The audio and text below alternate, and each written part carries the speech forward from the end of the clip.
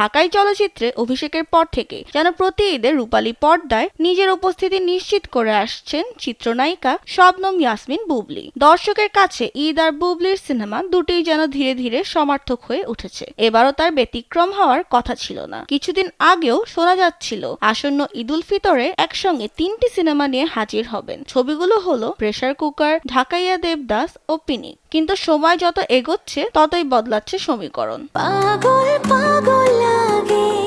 জানা গেছে ঢাকাইয়া দেবদাস সিনেমার শুটিং আপাতত স্থগিত রেখেছেন বুবলী। ব্যক্তিগত জীবনের এক বিশেষ অধ্যায় প্রবেশ করতে যাচ্ছেন তিনি। মা হতে চলেছেন এই অভিনেত্রী। সেই কারণে সব ধরনের শুটিং থেকে নিজেকে সরিয়ে নিয়েছেন। খুব শিগগিরই তিনি উড়াল দেবেন যুক্তরাষ্ট্রে। ফিরতে সময় লাগবে প্রায় 8 মাস। ফলে নিশ্চিতভাবে এবার ঈদে আসছে না ঢাকাইয়া দেবদাস।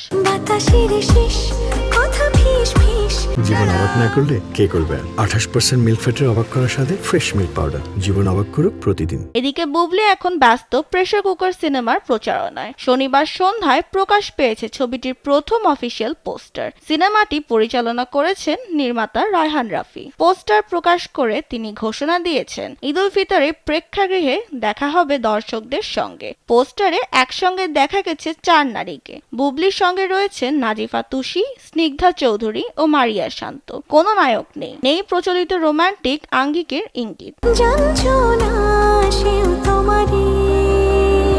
ভিজুয়ালি স্পষ্ট নারীদের গল্প নিয়ে এগোবে সিনেমার কাহিনী। ঢাকার ব্যস্ত নাগরিক জীবনে চাপ, সামাজিক দ্বন্দ্ব আর ব্যক্তিগত সংগ্রামের ভেতর দিয়ে 4 নারীর আলাদা আলাদা লড়াই ফুটে উঠবে পর্দায়। রায়হান রাফি সামাজিক মাধ্যমে লিখেছেন, এই ঢাকা শহর যেন নারীদের জন্য এক অদৃশ্য প্রেসার কুকার। তাদের চিৎকার চাপা পড়ে থাকে, কিন্তু সহ্যের সীমা পেরোলেই সেই চাপ বিস্ফোরিত হয়। এই সিনেমার মাধ্যমে বাণিজ্যিক বাংলা চলচ্চিত্রের নতুন এক ধারা তৈরির স্বপ্ন দেখছেন তিনি।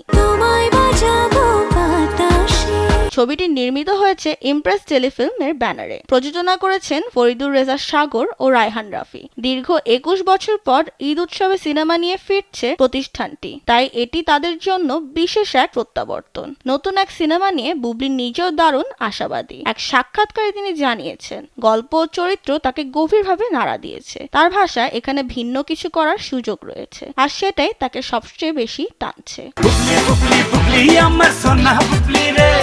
অন্যদিকে পিনেক সিনেমাটিও রয়েছে আলোচনায়। জাহিদ জুয়েল পরিচালিত এই ছবিতে বুবলীর বিপরীতে রয়েছেন আদর রাজা।